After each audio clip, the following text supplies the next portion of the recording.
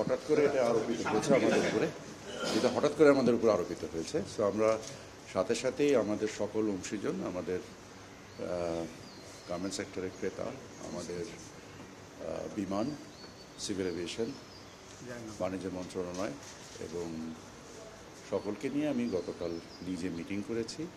ইনশাল্লাহ এটাতে কোনো সমস্যা আমরা বোধ করছি না। আমরা আমাদের নিজস্ব সক্ষমতায়, আমাদের জন্য প্রতিযোগিতার সক্ষমতায় কোনো ঘাটতি না পড়ে এবং আমাদের রপ্তানির ক্ষেত্রে যোগাযোগের জন্য কোনো ঘাটতি না পড়ে, সেই ক্ষেত্রে আমরা সকল ব্যবস্থা নিচ্ছি। আমরা আশা করি ইনশাল্লাহ আমরা এটা উঠতেও। সকল ব্যবস্থা তো আমি আপনার সাথে এই মুহূর্তে শেয়ার করব না।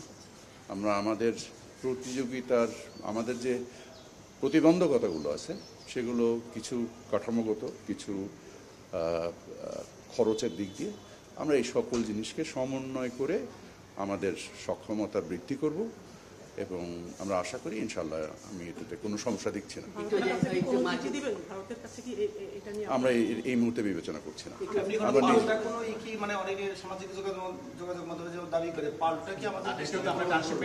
সেটা আমার বিষয় না। আমার বিষয় হচ্ছে বাণিজ্যিক সক্ষমতা। আমি বাণিজ্যকে কিভাবে অন্তর্ভুক্তিমূলক এবং এটার যেহেতু প্রতিযোগীমূলক কিভাবে করতে পারি, আমি সেটার মধ্যে নির্দিষ্ট থাকি এবং আমি সেখানেই নিজেকে নিয়োজিত রাখতে পারি।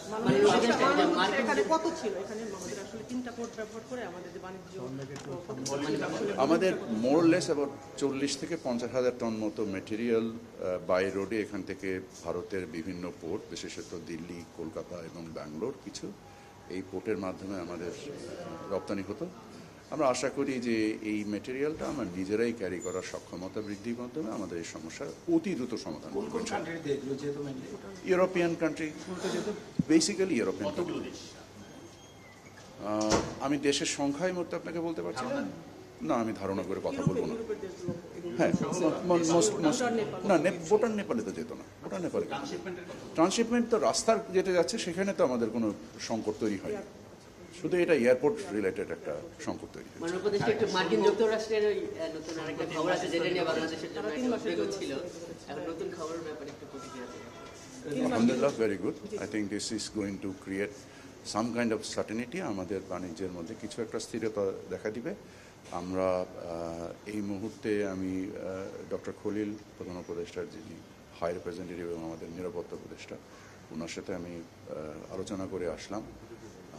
আমরা আমাদের অবস্থানকে মার্কিন যুক্তরাষ্ট্রের সাথে গতকাল রাতেও আমাদের ইউএসটিআরের প্রতিনিধিত্বের সাথে মিটিং হয়েছে অনলাইনে এবং আমরা আমাদের কর্ম সমষ্টিগুলো নিয়ে কাজ করছি এবং সেগুলো নিয়ে সম্ভবত মানে যে সময় সম্ভব আমরা দ্রুত যুক্তরাষ্ট্রে নিজেরাও যাব এবং যে আমাদের অবস্থানগুলোকে তুলে ধরব।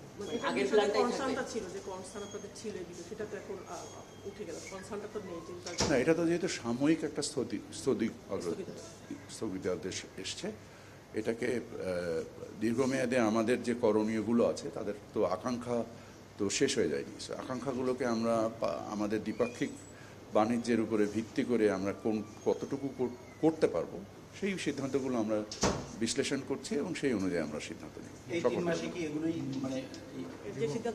নিশ্চয়ই,